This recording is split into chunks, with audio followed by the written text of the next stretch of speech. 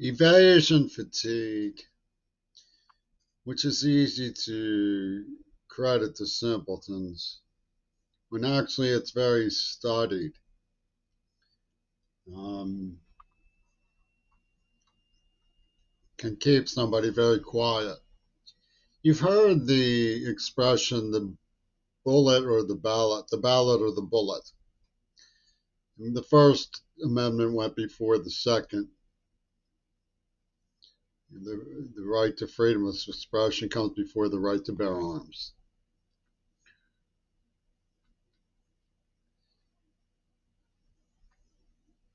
We know when it comes to the Kennedy assassination that the bullet got the better of the ballot. John Lennon had a jingo, if you go carrying pictures of Chairman Mao, you aren't going to make it with anyone. Scott Ritter said something similar. I'm not sure what it was about. As the effect of, if you take a political stand that's too offbeat, you're not going to get voted into office.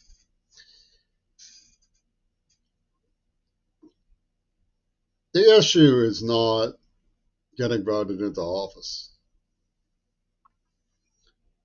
It's the survival of the dignity and the accordance of distinguishment to an informed minority opinion, the right to dissent.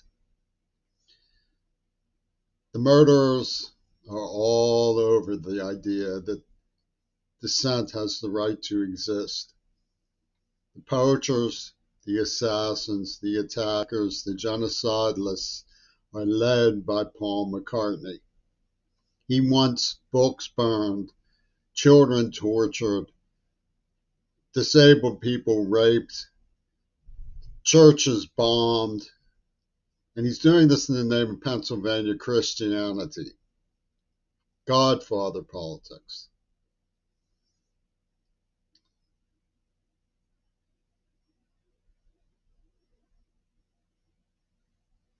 Now that much is easily proven. It's easy to verify. They've tortured, they've poisoned me, they lied to and about me.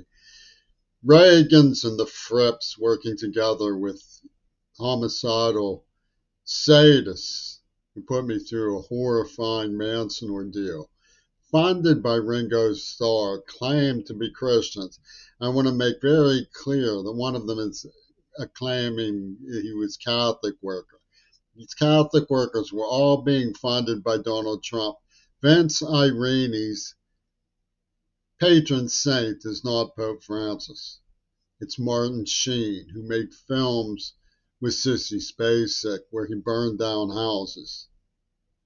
Martin Sheen is a psychopath, but he's favored in Hollywood.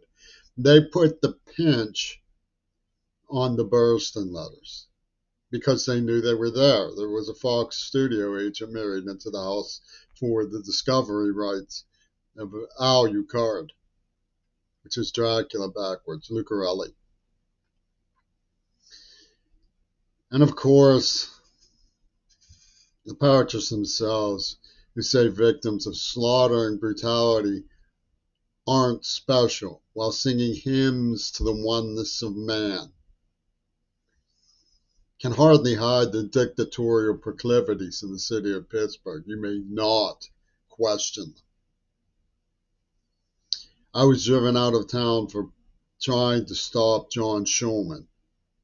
Eventually, they had to admit he was stealing everything he could get his hands on at the museum. I tried to put a stop to him, and they drove me out. And they followed me with intent to kill.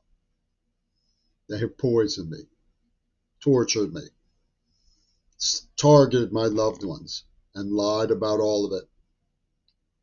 Those Reagans, those Frips, think they're pretty high and mighty. And if you take a position against them, you ain't going to make it with anyone. Well, evasion fatigue can get to you in the Kennedy assassination too. The simple questions still aren't being asked. For example, this is how many years has it been? Some 60 years since Kennedy died.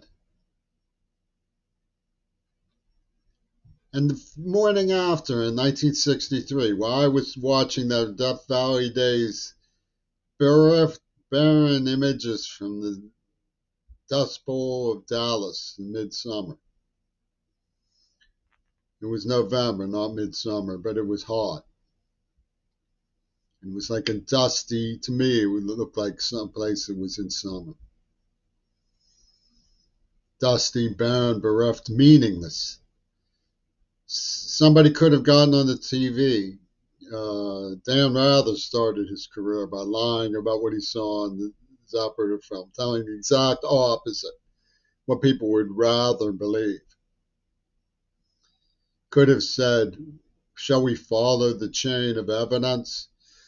What a miracle that would have been, to follow the chain of evidence, like following the yellow brick road. Follow the yellow brick, follow the yellow brick, follow the yellow brick road. Dun, dun, dun, dun, dun. Follow the chain of evidence. Boy, that's a hard one. How many cops they have? Veterans. They were veterans. They were. These weren't people you had to ask, are you veterans? Henry Wade was a Pacific Navy veteran. Sheriff of Dallas, yep, he was a veteran. They'd all heard of the chain of evidence. Follow the chain of evidence. Follow the chain of evidence. Follow the chain of evidence. Who had the rifle? Oh, they said Klein's magic store. Klein's rifle store had a receipt giving it to Oswald. Oh, so it was Oswald's rifle. Who had the rifle? I asked you. Not who bought the rifle. Who had the rifle? We don't ask that kind of questions, boy. No, son. No, son. Who had the rifle? Follow the chain of evidence. Who had the rifle? Michael Payne had it in his garage 24/7. Oswald went there once a week on Sunday to visit his wife, who was boarding there, not his rifle. Michael Payne had the rifle. His cousin sat on the board of directors of United Fruit Corporation with Allen Dulles, a friend of Ian Fleming, and a friend of Adolf Hitler. He met in 1933 for the Schroeder Bank to forgive Hitler's campaign debts. There were 4 mystical affiliates of Adolf Hitler in that crowd in Dealey Plaza. 2 of them served on the Warren Commission. John McCloy sat in Hitler's booth at the Munich Olympics. General Walker was associated with Oswald Mosley, the director of the British Union of Brown Shirts, and Melvin Belly, who gratuitously appeared. He beamed down from Star Trek, where he was a guest star, friend of George Takei, I take it, and John Wayne, to represent Jack Ruby, who had the same psychiatrist as Charlie Manson, which we will get to because of the Mancine letters planted on me in Pittsburgh. Was also the lawyer for Herman Goring. Follow the evidence. Who found the letters to give them to Martin Sheen?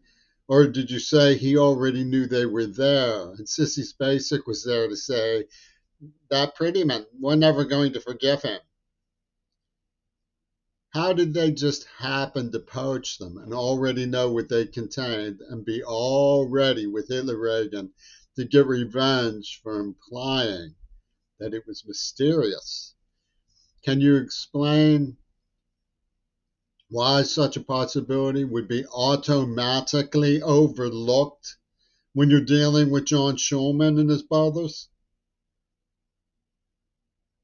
Why would it automatically be overlooked? Evasion fatigue can really get to somebody after a while because it seems so moronic, it seems so simpleton.